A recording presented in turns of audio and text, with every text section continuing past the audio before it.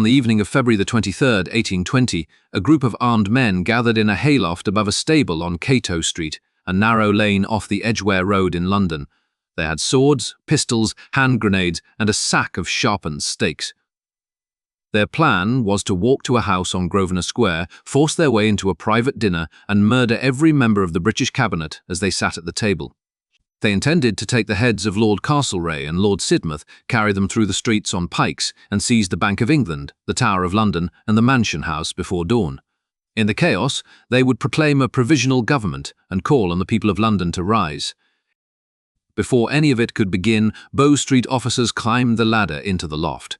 In the struggle that followed, the leader of the conspiracy, a Lincolnshire gentleman named Arthur Thistlewood, ran a sword through a runner named Richard Smithers, killing him, and escaped through a back window into the night. He was captured the following morning at a lodging house in Moorfields. Within weeks, he and 4 others would be hanged and beheaded outside Newgate Prison, the last men to be publicly beheaded in England. The Cato Street Conspiracy was the final act of a generation of British radicals who had spent 5 years watching their government crush every form of peaceful protest. It grew from specific grievances, specific laws, and specific men in power, and it ended on a scaffold in front of a hostile crowd. The story of how it came about begins in the years after Waterloo, when Britain won its greatest military victory abroad and turned its harshest measures against its own people at home.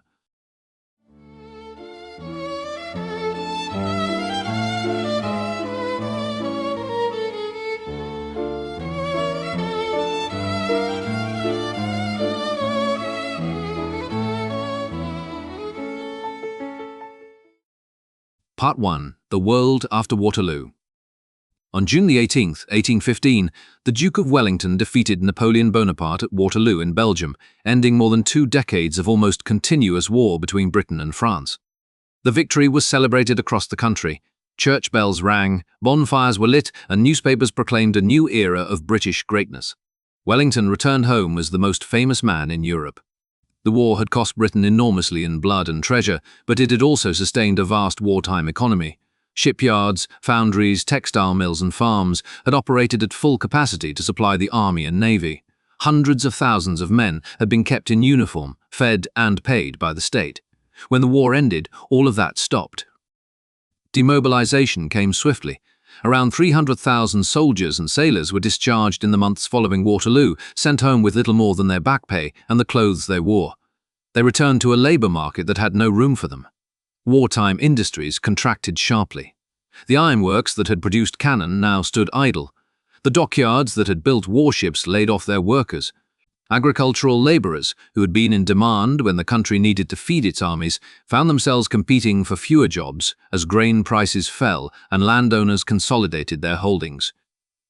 In the industrial towns of the Midlands and the North, factory workers who had already endured years of low wages and harsh conditions saw their positions grow more precarious as employers cut costs. The result was a scale of poverty and unemployment that Britain had rarely seen. Discharged soldiers begged in the streets of London, Manchester, and Birmingham. Many still wore their old uniforms, having nothing else. Some had served for a decade or more through campaigns in Spain, Portugal, and France, and returned to find that the country they had fought for had no use for them. Families that had survived on wartime wages found themselves unable to afford bread. In the textile districts of Lancashire and Yorkshire, handloom weavers who had once earned a decent living saw their wages collapse as power looms replaced them in the mills and foreign competition undercut British cloth. A weaver who had earned 25 shillings a week during the war years might now bring home 5 or 6. Parish poor relief, the patchwork system of local charity that was supposed to catch the destitute, was overwhelmed. In some districts, a quarter of the population was receiving relief, and the burden on ratepayers provoked resentment among those who were themselves only narrowly above the poverty line. The winter of 1816 to 1817 was especially harsh, and food riots broke out in East Anglia, the Midlands, and parts of Wales. Into this crisis, Parliament introduced the Corn Laws. In March 1815, 3 months before Waterloo, the government passed legislation that prohibited the importation of foreign grain until the domestic price reached 80 shillings per quarter. The law was designed to protect the interests of the landed gentry, the class that dominated both houses of parliament, by keeping grain prices artificially high. For landowners, this guaranteed their rents and their profits. For everyone else, it meant that the price of bread, the staple food of the working population, remained far beyond what many could afford. A labourer earning 10 or 12 shillings a week might spend half his income or more on bread for his family. The Corn Laws transferred wealth directly from the poorest to the richest, and they did so with the full authority of the law. The political system that produced these laws offered no mechanism for those who suffered under them to seek change. The House of Commons was elected on a franchise so narrow and so unevenly distributed that it bore little resemblance to representative government. Large industrial cities like Manchester, Birmingham, Leeds and Sheffield had no members of parliament at all. Meanwhile, so-called rotten boroughs with a handful of electors, sometimes as few as a dozen, returned 2 members each. Old Sarum in Wiltshire, which had no residents at all by this period, still returned 2 members to Parliament. The borough of Dunwich in Suffolk, most of which had fallen into the sea centuries earlier through coastal erosion, continued to send representatives to Westminster. The right to vote was tied to property, and in many boroughs the franchise was controlled by a single patron, a local landowner who effectively nominated whoever he pleased. Working men had no vote, no representation, and no legal means of influencing the government whose policies determined whether they ate or starved. Radical reform movements had existed in Britain since the 1790s, inspired in part by the French Revolution and the ideas of Thomas Paine, whose pamphlet Rights of Man had argued for representative government, universal male suffrage, and the abolition of hereditary privilege. Paine's work had been enormously influential among working people and had terrified the ruling class. The government of William Pitt the Younger responded with a campaign of repression. The Habeas Corpus Act was suspended, allowing imprisonment without trial. The Treasonable Practices Act of 1795 made it treason to imagine the death of the king, even in speech. The Seditious Meetings Act of the same year banned gatherings of more than 50 people without a magistrate's license. Radical societies were infiltrated by government spies, their leaders arrested, and their publications suppressed. The London Corresponding Society, which had advocated parliamentary reform and attracted thousands of working-class members, was broken up and banned. This apparatus of repression built during the Revolutionary Wars remained fully intact after Waterloo. The men who ran the post-war government had no intention of dismantling it. Lord Liverpool, who served as Prime Minister from 1812 to 1827, was a cautious, conservative figure who viewed any demand for reform as a step toward revolution. His Home Secretary, Viscount Sidmouth, was a man of rigid temperament who had previously served as Prime Minister himself under the name Henry Addington, and who approached the question of public order with an instinct for control rather than conciliation. Sidmouth ran a network of spies and informers that penetrated radical groups across the country, paying men to attend meetings, report on speeches, and identify leaders. The Foreign Secretary, Viscount Castlereagh, was the dominant figure in the House of Commons. Castlereagh had been the architect of the coalition that defeated Napoleon and was admired across Europe as a diplomat, but at home he was loathed by reformers as the embodiment of an aristocratic government that had turned its back on its own people. These 3 men, Liverpool, Sidmouth and Castlereagh, would become the specific targets of the Cato Street conspirators, and their policies explain why. The first major post-war confrontation came at Spa Fields in London in November and December of 1816. A series of mass meetings was organised by radical speakers, including Henry Hunt, a charismatic orator known as Orator Hunt, who drew crowds of thousands to hear demands for parliamentary reform, universal suffrage, and repeal of the Corn Laws. Hunt was a farmer from Wiltshire, tall and physically imposing, who dressed in a white top hat that became his trademark, and who had the ability to hold enormous outdoor crowds through the force of his voice alone. At the second Sparfields meeting on December the 2nd, a faction led by a man named Arthur Thistlewood attempted to turn the protest into an insurrection. A small group broke away from the main crowd, raided a gunsmith's shop on the way, and marched toward the Tower of London, apparently intending to seize it. The attempt was chaotic and poorly organised. The group was dispersed by soldiers before reaching the tower, and the ringleaders were arrested. Thistlewood was among those charged with high treason, but the case collapsed at trial when the government's key witness, a man named John Castle, was exposed as an agent provocateur who had encouraged the very actions he was now testifying against. The acquittal humiliated the government and raised troubling questions about the role its own agents played in fomenting the disorder it claimed to be suppressing. The pattern of protest and repression intensified through 1817. In March, a group of Manchester weavers set out on what became known as the March of the Blanketeers, a peaceful march toward London to present a petition to the Prince Regent. The marchers, several hundred strong, each carried a blanket or a coat rolled up on their backs, intending to sleep rough along the way. They were stopped by cavalry and dispersed before they had travelled more than a few miles beyond Stockport. Their leaders were arrested. The march achieved nothing except to demonstrate how ruthlessly the government would act against even the mildest form of collective protest. One of the arrested leaders, a weaver named John Johnston, was sentenced to transportation and never returned to England.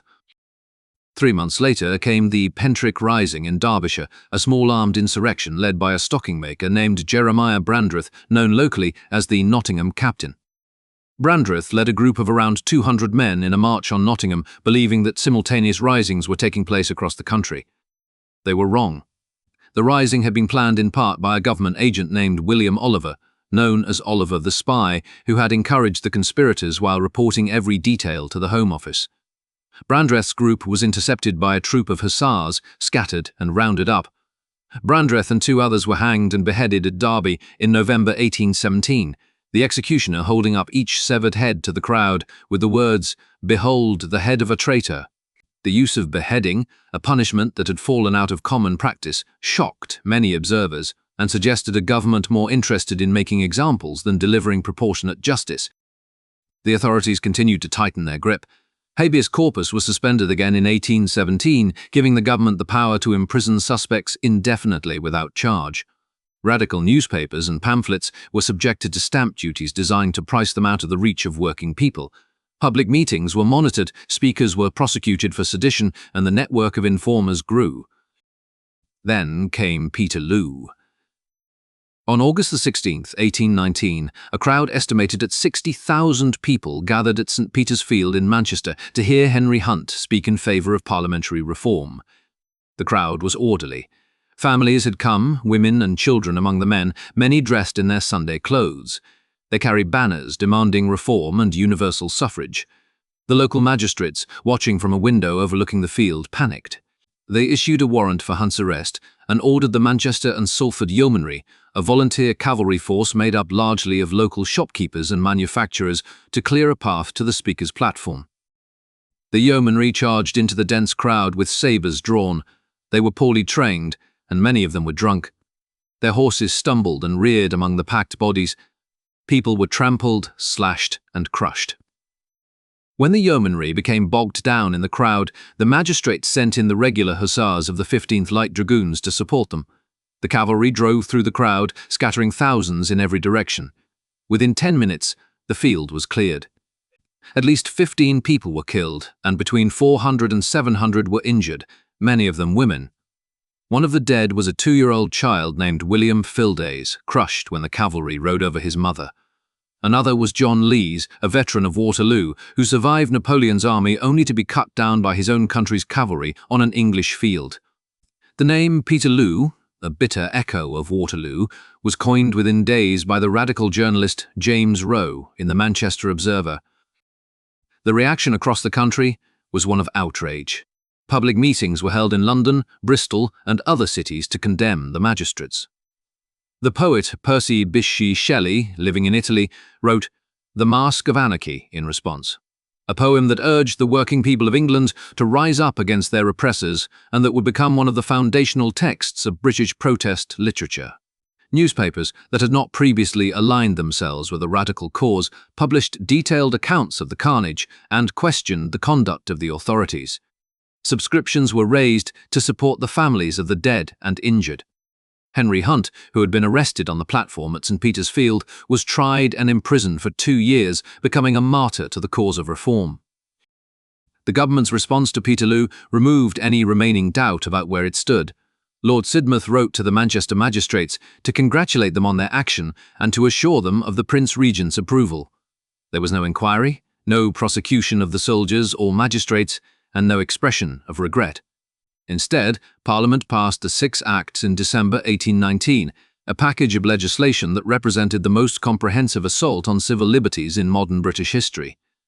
The acts gave magistrates the power to search private homes for weapons without a warrant. They imposed crippling stamp duties on newspapers and pamphlets, effectively banning cheap radical publications. They restricted the right of public assembly by requiring advance notice and limiting the size of meetings.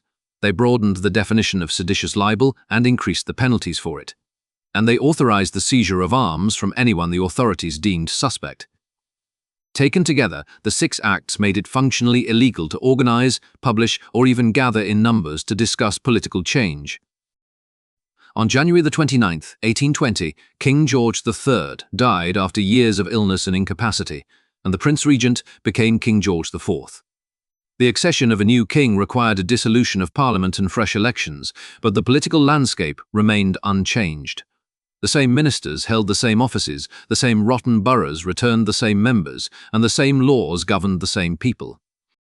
By the start of 1820, every avenue of peaceful reform appeared closed. Petitions had been ignored, marches had been dispersed, public meetings had been charged by cavalry, the press had been muzzled, the right to assemble had been curtailed, the men who had ordered the charge at Peterloo had been thanked for their service. The legal framework now gave the government sweeping powers to suppress any form of organized dissent, and the men who wielded those powers showed no sign of restraint. It was in this climate that Arthur Thistlewood, who had already attempted insurrection once and been acquitted when the government's own agent was exposed as a provocateur, began to plan something far more direct.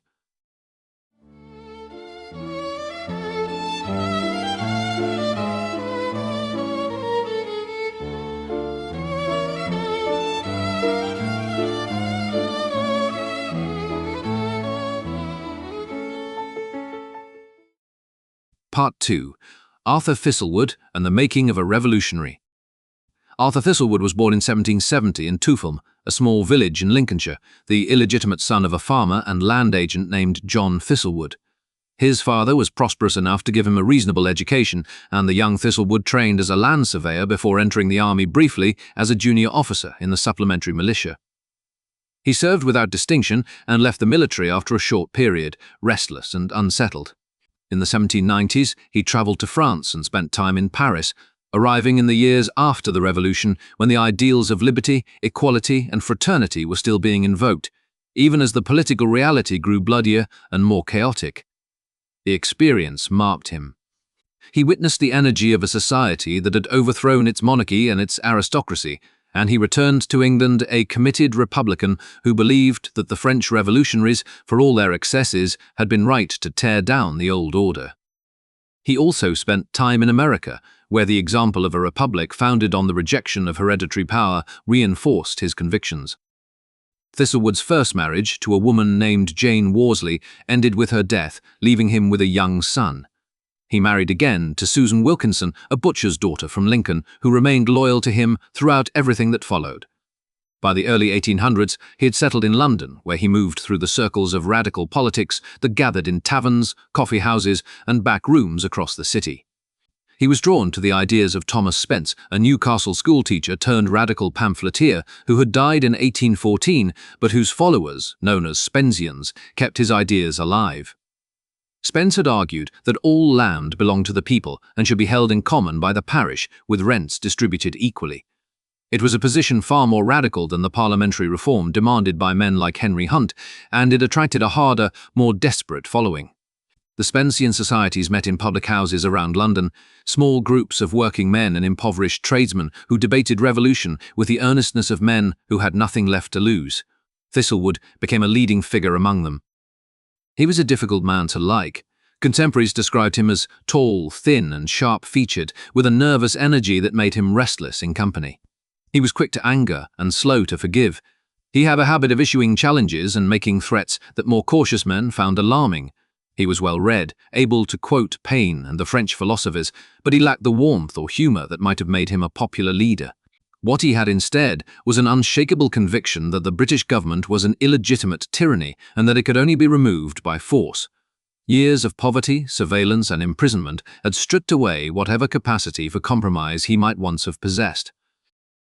His first attempt at armed action was the Sparfields affair in December 1816. His acquittal after the government's chief witness was exposed as an agent provocateur gave Thistlewood a belief that the government was both corrupt and beatable. He had faced a charge of high treason and walked free. The experience left him bolder rather than chastened. The acquittal freed Thistlewood but changed nothing about his circumstances. He remained impoverished, watched by informers, and unable to find steady work. In 1818, he took a step that revealed both his temperament and his recklessness. He wrote a letter to Lord Sidmouth, the Home Secretary, challenging him to a duel. The letter accused Sidmouth of employing spies and provocateurs to entrap innocent men and demanded satisfaction on the field of honour. It was an act of either extraordinary courage or extraordinary foolishness, depending on one's perspective. Sidmouth had no intention of meeting a bankrupt radical at dawn with pistols. Thistlewood was arrested, charged with threatening behaviour, and sentenced to 12 months in Horsham Gaol. He served the full term in conditions that further hardened him. Horsham Gaol was overcrowded and filthy, and Thistlewood emerged thinner, angrier, and more isolated than before.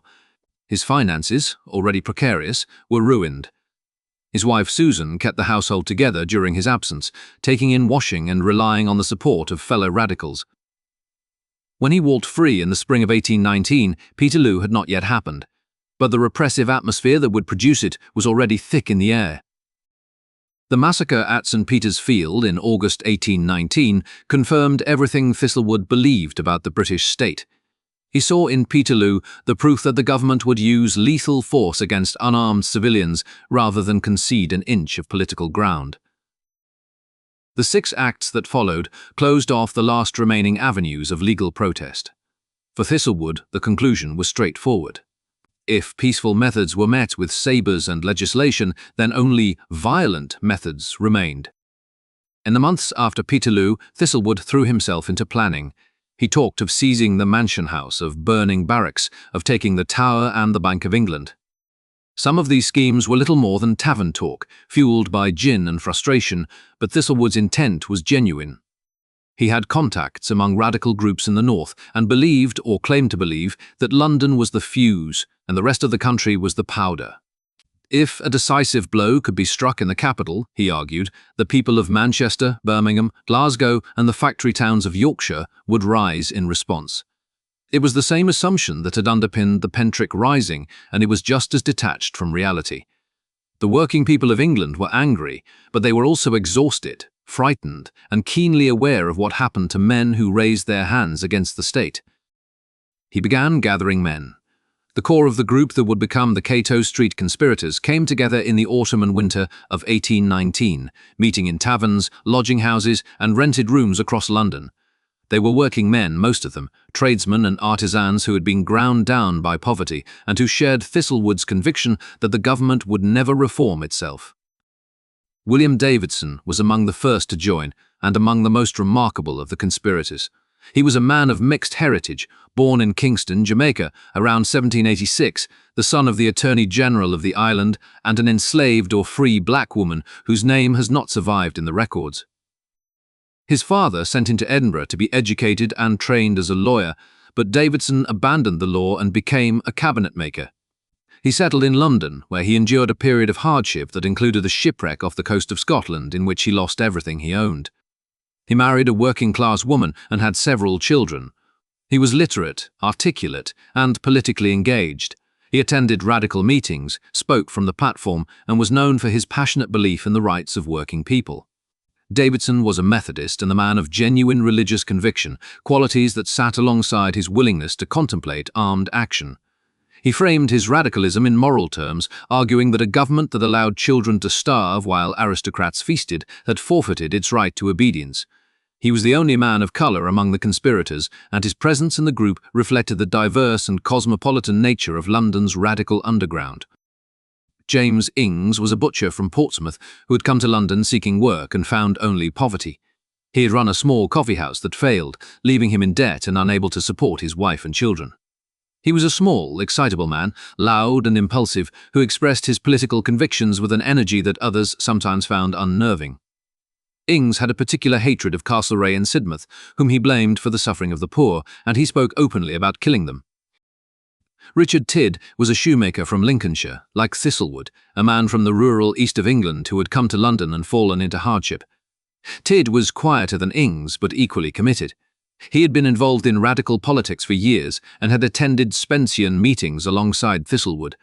He was a steady, reliable presence in the group, a man who carried out what was asked of him without complaint. John Brunt was a boot-closer, a skilled tradesman who sewed the uppers of shoes to their soles, a craft that was being steadily undermined by mechanization. Brunt was physically strong and had a reputation for toughness. He was married with children and had struggled for years to support his family on diminishing wages. He joined the conspiracy out of a combination of political conviction and personal desperation. These 5 men, Thistlewood, Davidson, Ings, Tidd and Brunt, formed the inner circle of the conspiracy, and all 5 would die together on the scaffold. Around them gathered a wider group of perhaps 20 to 25 others, men whose commitment varied and whose names are less well remembered. Some were genuine radicals who had attended Spencean meetings for years. Others were drawn in by drink, by poverty, or by the promise of a better world that Thistlewood painted in his speeches at late-night meetings. Several were former soldiers, men who had fought in the wars and returned to find themselves discarded by the country they had served. There was one other figure in the group who mattered more than any of them, though his true loyalties lay elsewhere. George Edwards was a small, sharp-faced man who made his living as a maker of plaster models and busts, selling cheap figurines from a market stall. He had attached himself to the Spencean circles sometime around 1817 and had worked his way into Thistlewood's confidence over a period of months, presenting himself as a committed radical with useful connections. Edwards was energetic and resourceful. He brought information, suggested targets, and helped with logistics. He also reported every conversation, every plan, and every name directly to the Home Office. Edwards was an agent of Lord Sidmouth, paid by the government to infiltrate the radical underground and, as events would show, to steer it toward exactly the kind of action that would justify the harshest response. Whether Edwards merely observed and reported, or whether he actively shaped and encouraged the conspiracy, would become the central question of the trial and the central controversy of the Cato Street affair. What is clear from the evidence that later emerged is that Edwards was closer to the planning than any passive informer would need to be. He attended meetings, offered suggestions, and helped procure materials. Several of the conspirators later testified that it was Edwards who first raised the idea of assassinating the cabinet, and Edwards who brought forward the specific opportunity that would give the conspiracy its name.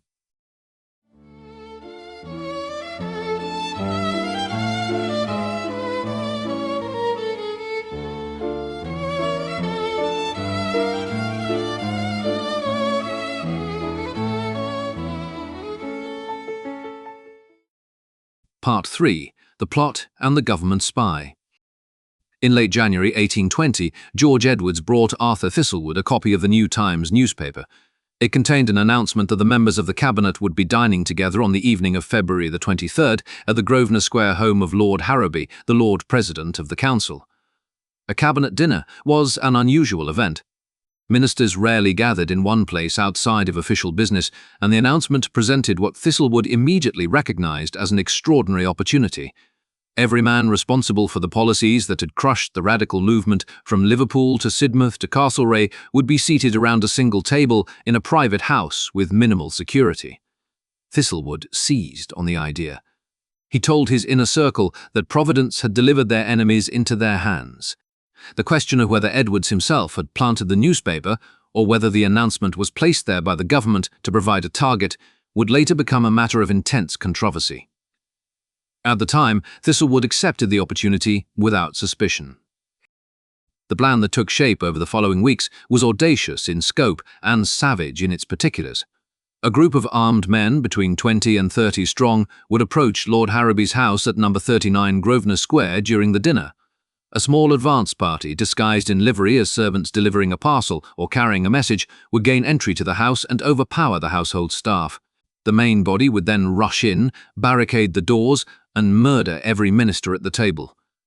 Thistlewood drew up assignments with a methodical attention to detail. He would personally kill Castlereagh, a man he had despised for years and whom he held responsible more than any other minister for the suppression of the radical cause. James Ings, the butcher, volunteered to decapitate Castlereagh and Sidmouth after they were dead, and to carry their heads in a bag to be displayed on pikes on Westminster Bridge as a signal that the revolution had begun. Ings spoke of this task with an enthusiasm that disturbed even some of his fellow conspirators, but Thistlewood encouraged him, recognizing that the display of severed heads would serve as both a declaration and a provocation, echoing the French Revolution and announcing that the old order was finished. The assassination was intended as the opening act of a broader insurrection. Once the ministers were dead, the conspirators would split into groups and move to seize key positions across London. One party would take the Mansion House, the official residence of the Lord Mayor, and proclaim a provisional government. Another would march on the Bank of England and seize its gold reserves, which Thistlewood believed would fund the new government and win over wavering supporters. A third would attack the artillery barracks at Gray's Inn Road and capture the cannon stored there, turning the government's own weapons against it. A fourth group was to seize the telegraph station on the Admiralty roof to prevent the government from communicating with military garrisons outside the capital. Fires would be set in multiple locations across the city, at oil shops, hay stores and timber yards, to create diversions and spread panic among the population. Davidson had volunteered to lead the fire-raising and had identified specific premises in the poorer districts where combustible materials were stored in quantity. In the confusion, the conspirators believed the people of London would rise. The soldiers garrisoned in the capital would either join the revolution or refuse to fire on their fellow citizens. Thistlewood had drawn up a draft proclamation to be posted on walls across the city, announcing the overthrow of the government and calling on the citizens of London to arm themselves and defend their liberty. By morning, the provisional government would control London and would issue a call to the rest of the country to follow. It was a plan built on fantasy. The conspirators had no realistic assessment of how many supporters they could count on, no coordination with radical groups outside London, and no meaningful military experience among them. The idea that a handful of tradesmen with pistols and swords could seize the Bank of England, storm an artillery barracks, and hold a city of over 1 million people bore no resemblance to any plausible military operation.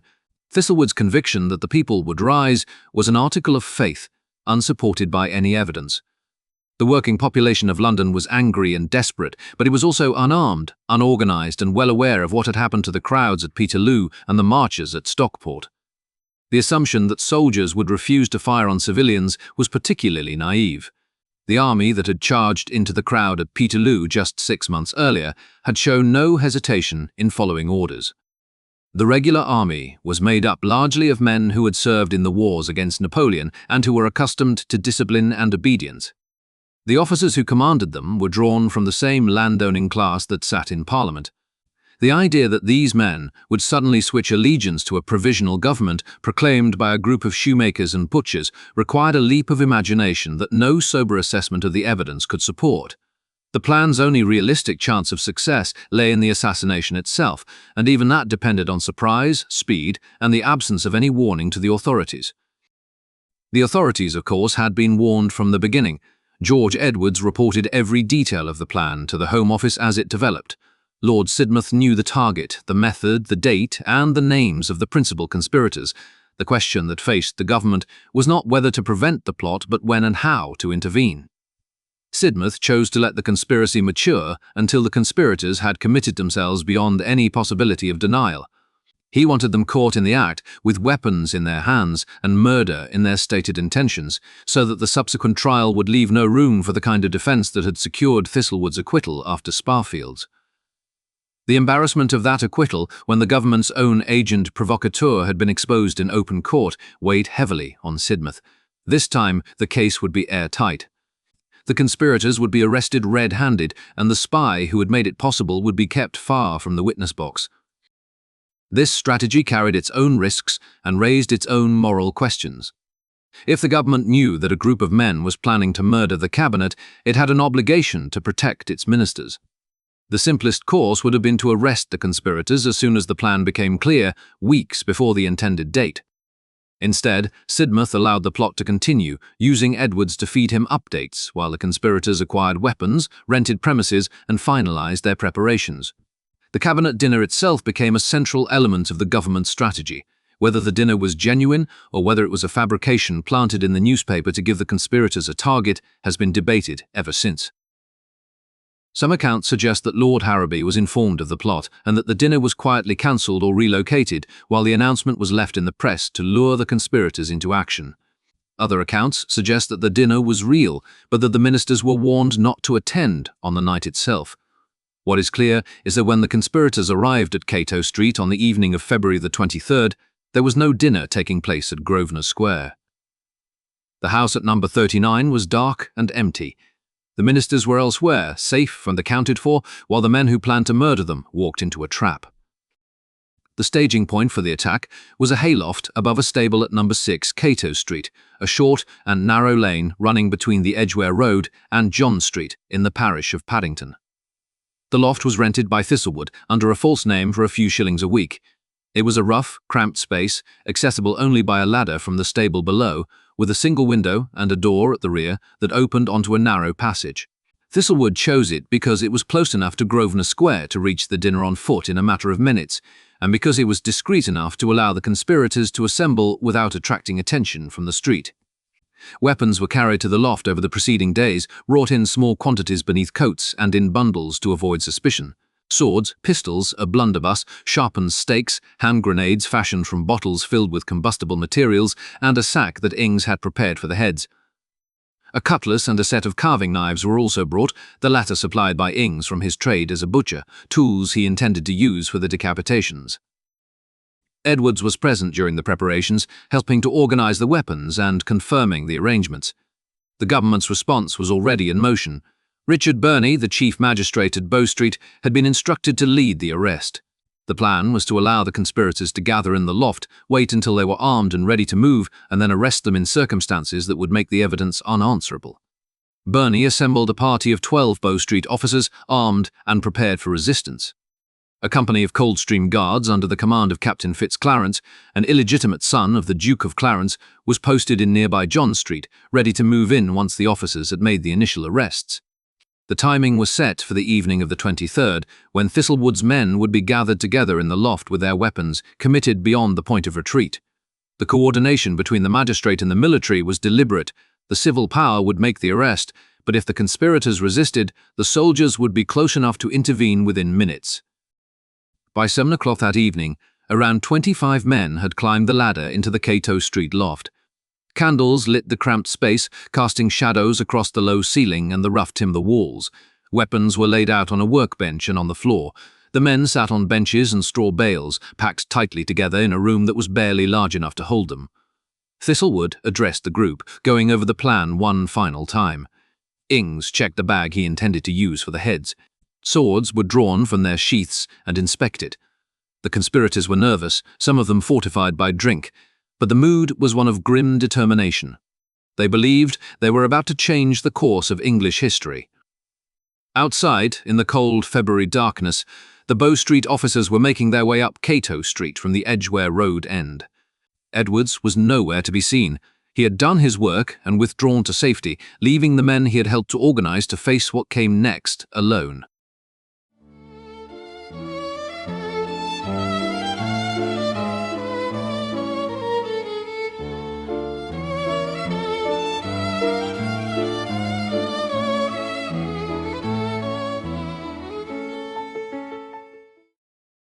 Part 4. The Raid, the Trials, and the Last Beheading. Shortly before 7:30 on the evening of February the 23rd, 1820, Richard Burney led his party of 12 Bow Street officers into Cato Street from the Edgware Road end. The lane was dark and narrow, barely wide enough for a cart, with the stable building on the left-hand side. Burney stationed several officers at ground level to cover the exits and sent a smaller group up the ladder into the loft. The officer who reached the top first was George Ruthven, an experienced runner who had been briefed on what to expect. Ruthven pushed open the trapdoor and climbed into the candle-lit room, followed by several colleagues. He announced that they were peace officers and called on the men inside to surrender. The loft erupted. Thistlewood was standing near the workbench when the officers appeared. He drew his sword and attacked the nearest man. Richard Smithers, a Bow Street officer who had followed Ruthven up the ladder, moved to seize Thistlewood and was run through with a single thrust.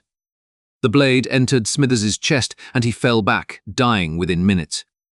He would be the only fatality of the raid itself. In the chaos that followed, the candles were knocked out and the loft was plunged into darkness. Men struggled, shouted, and fought in the black. Pistol shots were fired, though in the confusion it was difficult to tell who was shooting at whom. Several conspirators threw themselves at the officers, while others scrambled for the exits. Thistlewood, Davidson, and Ings fought their way toward the rear door of the loft, which opened onto a narrow passage leading to a yard behind the building. Thistlewood got through the door and disappeared into the night. Davidson was seized briefly but broke free and escaped. Ings slashed at the officers with a knife before he too made it out. The Coldstream Guards, who had been waiting in John Street around the corner, arrived at the stable within minutes of hearing the disturbance. Captain Fitzclarence led his men into the lane and up into the loft, but by the time the soldiers had secured the building, the leading conspirators had fled. The soldiers and officers found the weapons that had been left behind: swords, loaded pistols, the blunderbuss, hand grenades, ammunition, sharpened stakes, and the sack and butcher's knives that Ings had intended for the heads of Castlereagh and Sidmouth. They also found a number of conspirators who had failed to escape, including Richard Tidd, John Brunt, and several of the lesser-known members of the group. These men were arrested on the spot, bound, and taken to Bow Street under armed guard. Thistlewood spent the night moving through the streets of London, avoiding the main roads and seeking shelter. He made his way east across the city to Moorfields, near the old Bedlam Hospital, where he found lodging at the house of a sympathiser. He was captured there the following morning, February the 24th, when officers acting on information from another informer tracked him to the address. He offered no resistance when they entered the room. He was unarmed and exhausted. Davidson was arrested separately the same day, found hiding at the home of a friend in Marylebone. Ings was taken shortly afterwards. By the end of the week, the government had every significant member of the conspiracy in custody.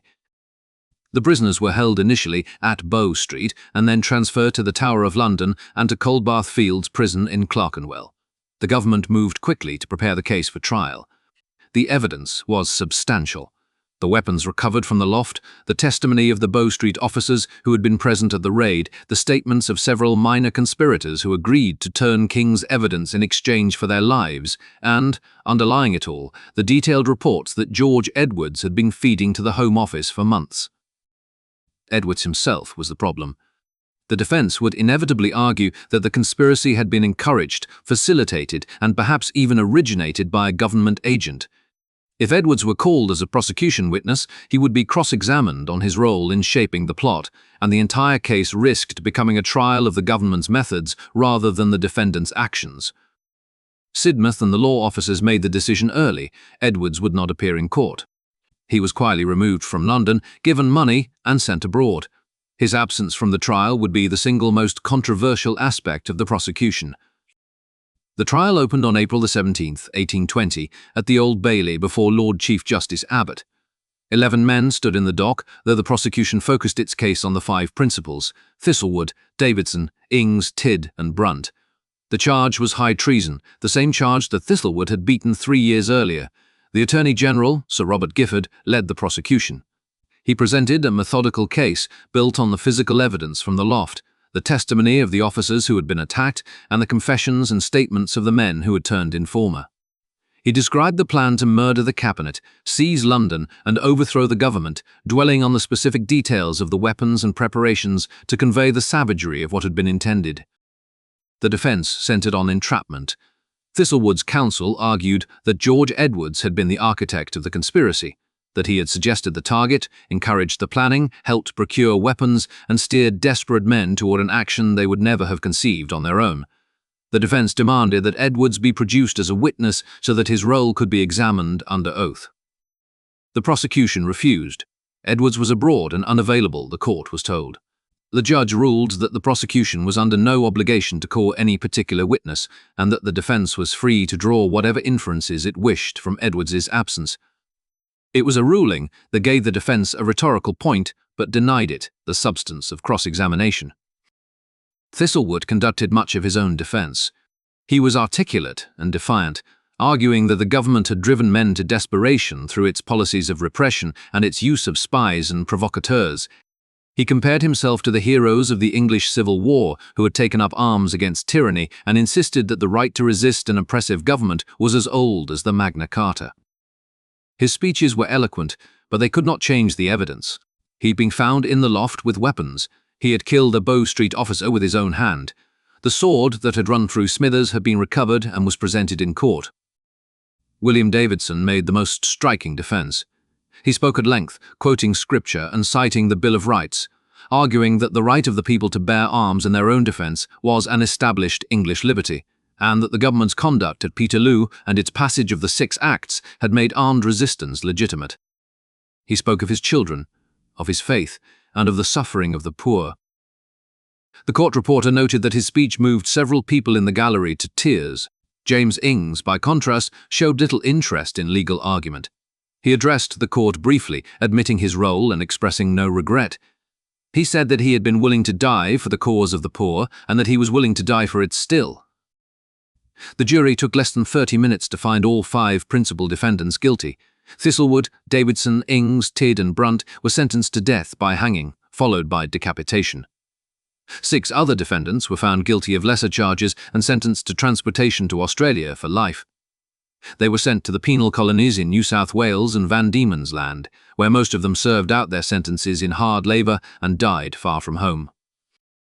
The executions took place on the morning of May 1st, 1820, outside the debtor's door of Newgate Prison, on the street now known as Old Bailey. A scaffold had been built overnight, and a large crowd gathered in the early hours, filling the street and the surrounding lanes. The mood of the crowd was hostile, though opinions differed about whom the hostility was directed at. Some spectators had come to see justice done. Others had come out of sympathy for the condemned men. Many were simply drawn by the spectacle of what would be the last public beheading in England. The 5 men were brought out together. Thistlewood was calm and composed. He mounted the scaffold without assistance and addressed the crowd briefly, declaring that he died in a just cause. Ings was the most animated of the condemned, shouting to the crowd and singing the anthem, Death or Liberty, as the noose was placed around his neck. Davidson prayed aloud and spoke of his children. Tidd was pale and silent. Brunt said little. They were hanged simultaneously from the crossbeam. The drop was short, designed to strangle rather than to break the neck, and the 5 men struggled on the ropes for several minutes before falling still. When they were dead, the bodies were cut down and laid on the scaffold, and an executioner in a mask stepped forward with a surgeon's knife. He was not the regular hangman, but an anonymous figure, hired specifically for this task and disguised to avoid identification. One by one, he severed each head from its body and held it up to the crowd, announcing, "This is the head of a traitor." The crowd, which had been noisy throughout, fell into a deep, unsettled silence during the beheadings. When the last head was held aloft, a groan rose from the spectators. Some witnesses described it as a sound of revulsion, others called it grief. The bodies of the 5 men were buried in quicklime within the walls of Newgate Prison. Their families were denied the remains. Susan Thistlewood, who had stood by her husband through years of poverty and imprisonment, petitioned for his body and was refused. Davidson's wife was left to raise their children alone, in poverty, with the name of a convicted traitor attached to her family. George Edwards, the man whose information had made the arrests possible and whose role in shaping the conspiracy remained the subject of fierce debate, was never called to account. He lived in Cape Town under a false identity, supported by a government pension, and died in obscurity sometime in the 1840s. No memoir, no confession, and no deathbed statement from Edwards has ever surfaced. The question of how far the Cato Street Conspiracy was a genuine revolutionary plot and how far it was a trap manufactured by the government's own agent has never been conclusively answered. What is clear is that the conspiracy achieved nothing that its architects intended and everything that its opponents could have wished for. The government used the trial and the executions to justify the continuing repression of radical movements. The 6 Acts remained on the statute book. The spy network expanded. The cause of parliamentary reform, which men like Henry Hunt had pursued through peaceful means for years, was set back by its association with the violence that Thistlewood had planned. The men who had governed Britain through the post-war crisis, Liverpool, Sidmouth and Castlereagh, remained in power. Castlereagh himself survived the conspirators by just 2 years. In August 1822, under the strain of overwork, political pressure, and what contemporaries describe as a state of mental collapse, he cut his own throat with a penknife at his country house in Kent. His death provoked no mourning among the working people of London. When his funeral procession passed through the streets, the crowd jeered. The reform that the Cato Street conspirators had believed could only be achieved through violence came instead through sustained political pressure over the following decade. The Great Reform Act of 1832, passed 12 years after the executions at Newgate, abolished the worst of the rotten boroughs and gave representation to the industrial cities of the North for the first time. It was a partial and imperfect measure, far short of the universal suffrage that the radicals had demanded, but it was achieved without a single head being placed on a pike. The men who died on the scaffold at Newgate had believed they were striking the first blow of a revolution. History recorded them as the last men to be publicly beheaded in England, and the conspiracy that bears their name as the final, desperate act of a generation that had run out of hope.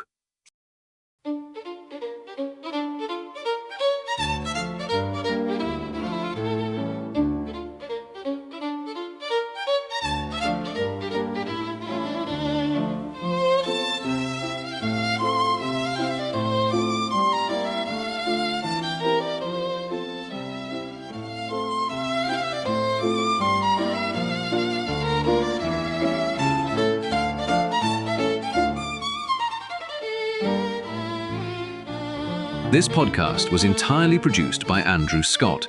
If you have any suggestions for topics or improvements, please get in contact.